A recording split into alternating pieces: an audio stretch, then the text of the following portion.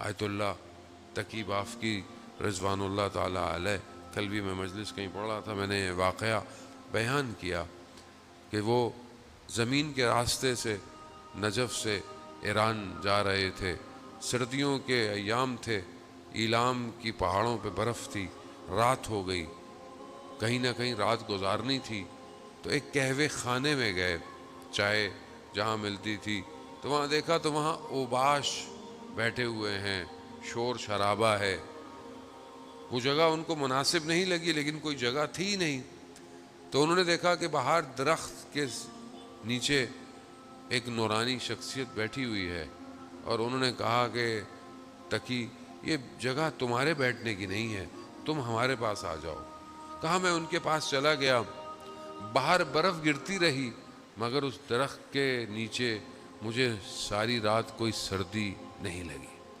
رات گزاری، صبح فجر کا وقت آیا، ان کے پیچھے میں نے نماز پڑھی، جب روشنی پھوٹی تو پھر انہوں نے کہا کہ سفر شروع کرتے ہیں۔ چلنے لگے تو مجھے احساس ہوا، اور یہ احساس خود نہیں ہوتا جب تک امام خود نہ چاہے۔ مجھے یہ احساس ہوا کہ یہ کوئی اور نہیں، یہ وقت کے امام ہیں۔ جیسے مجھے احساس ہوا، مجھے امام نے کہا کہ اب آپ کو پتہ چل گیا ہے تو ہم آپ سے رخصت لیتے ہیں، اب ہم جاتے ہیں۔ تو شدت عشق، شدت ملاقات، محبت، یہ ہمارے اندر ہونی چاہیے اذان محترم۔ ہمارا 24 گھنٹے گزر جاتے ہیں، ہمارے وجود سے ایک دفعہ بھی نہیں نکلتا یا صاحب الزمان، نہیں نکلتا۔ ظاہر ہے جس کو انسان یاد کرے اسی سے نکلتا ہے، کہیں درد ہو تو اسی کا نام نکلتا ہے جو طبیب ہوتا ہے، لیکن میرا طبیب نہیں بن پایا۔ ایسا نہیں کہ وہ، میں خود کمزور ہوں، یا صاحب الزمان یا مہدی درکنی میرے وجود سے نہیں نکل رہا، خوب نہیں نکل رہا، اس کو آپ ایکسیپٹ کریں، کیوں نہیں نکلتا؟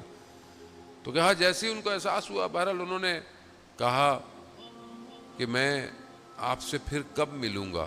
تو کہا ابھی آپ کم جا رہے ہیں تو کم میں ملاقات ہوگی اور سبزہ زار میں ہماری ملاقات ہوگی۔ یہ کہے بڑے شوق سے، بڑی محبت اور بڑی تڑپ کے ساتھ کم پہنچے، 3 دن کم میں رہے، دیکھا امام سے ملاقات نہیں ہوئی۔ کم سے نکلے، جیسے ہی سبزہ زار پہنچے، یہ بھی سوچ میں تھے کہ امام سے ملاقات ہوگی، تو دیکھا امام نے جو ہے وہ کاندھے پر ہاتھ رکھا اور کہا کہ مولا، پہلی چیز کیا کہی؟ مولا آپ نے کہا تھا کم میں ملیں گے، آپ تو کم میں نہیں ملے۔ تو امام فرماتے ہیں ہم کم میں ہم تمہارے پاس کھڑے تھے جب تم حرم کے باہر کسی خاتون کو مسئلہ بتا رہے تھے، تو ہم تمہارے ساتھ کھڑے ہوئے تھے۔